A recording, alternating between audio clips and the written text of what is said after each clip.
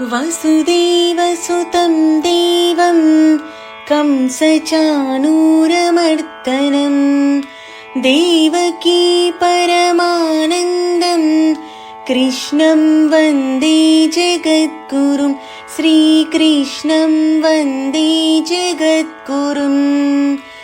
ఓం శ్రీ పరమాత్మే నమః. శ్రీమద్భగవద్గీతా అథ షష్ఠోధ్యాయః. భగవద్గీతలోని 6వ అధ్యాయంలోని 5వ శ్లోకం.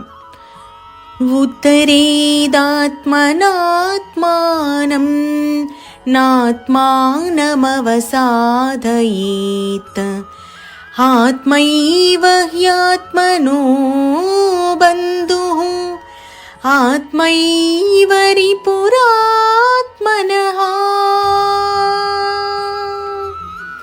ఈ శ్లోకం యొక్క భావము, ఎవరికి వారే ఆత్మోద్ధరణ చేసుకోవాలే గాని పతనం కాకూడదు. ఆత్మకు ఆత్మయే బంధువు, ఆత్మకు ఆత్మయే శత్రువు కూడా అయి ఉంది. భగవద్గీతలోని 6వ అధ్యాయంలోని 11వ శ్లోకం. శుచౌ దేశే ప్రతిష్టాప్య స్థిరమాసనమాత్మనః నాత్యుచ్ఛ్రితం నాతినీచం చైలాజిన కుశోత్తరం. ఈ శ్లోకం యొక్క భావము, ఎక్కువ ఎత్తుగా కానీ మరీ తక్కువగా కానీ ఉండని పరిశుభ్రమైన ప్రదేశంలో దర్బలు వస్త్రం వరుసగా పరుచుకొని తన కోసం ఆసనం ఏర్పాటు చేసుకోవాలి.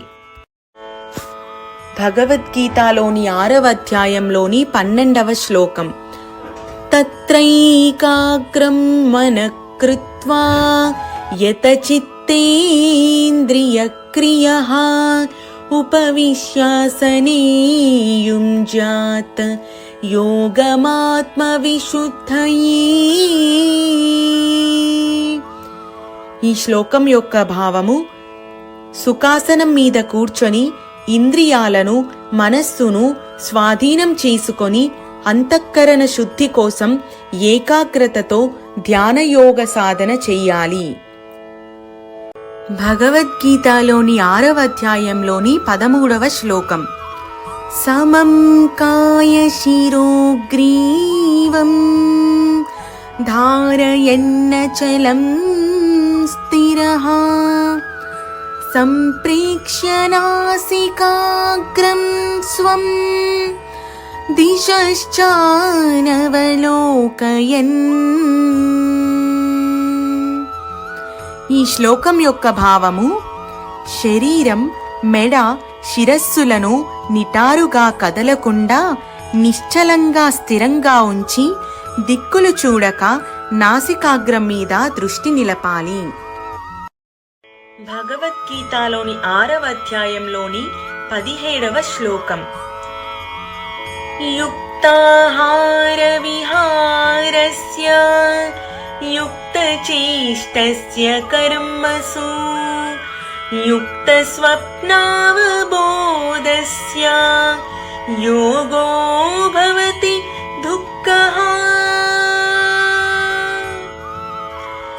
ఈ శ్లోకం యొక్క భావము, యుక్తమైన ఆహారము, నడత, కర్మాచరణ, యుక్తమైన నిద్ర మెలకువ కలిగి ఉన్నవాడికి మాత్రమే దుఃఖాలను పోగొట్టే ధ్యాన యోగము సిద్ధిస్తుంది.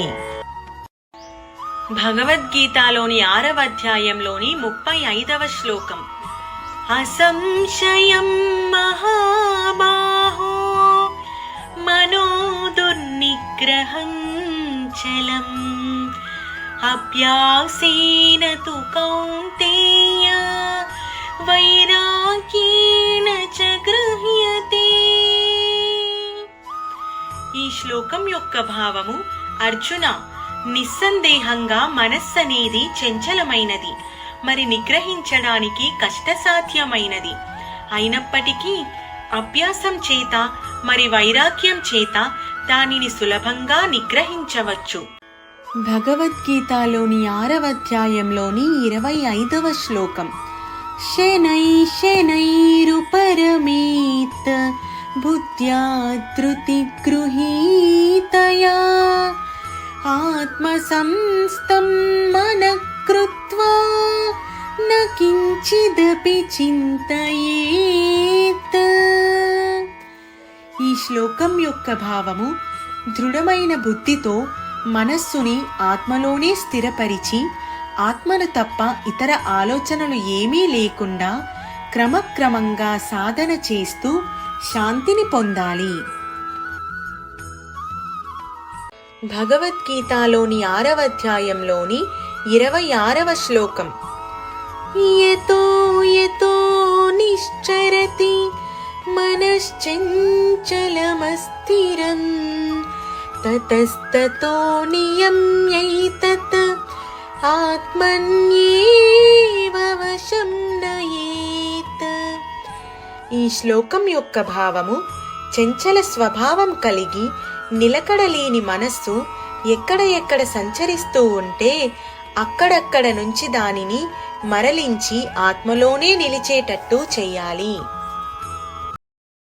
భగవద్గీతలోని 5వ అధ్యాయంలోని 18వ శ్లోకం.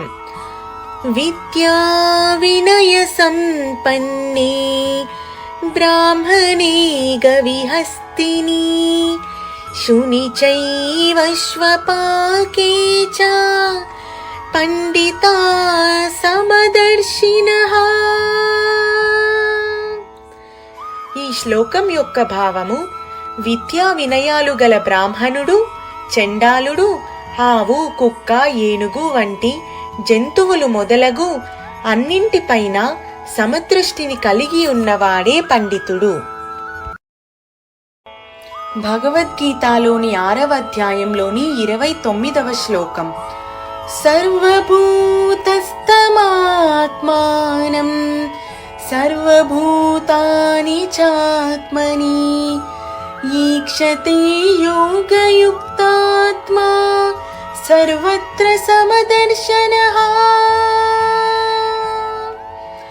ఈ శ్లోకం యొక్క భావము ఆత్మైక్యం చెందిన యోగి సమస్త ప్రాణికోటి పట్ల సమదృష్టిని కలిగి ఉంటూ తనలోని సర్వభూతాలను సమస్త భూతాలలో తనను దర్శిస్తాడు. ముగింపు శ్లోకము.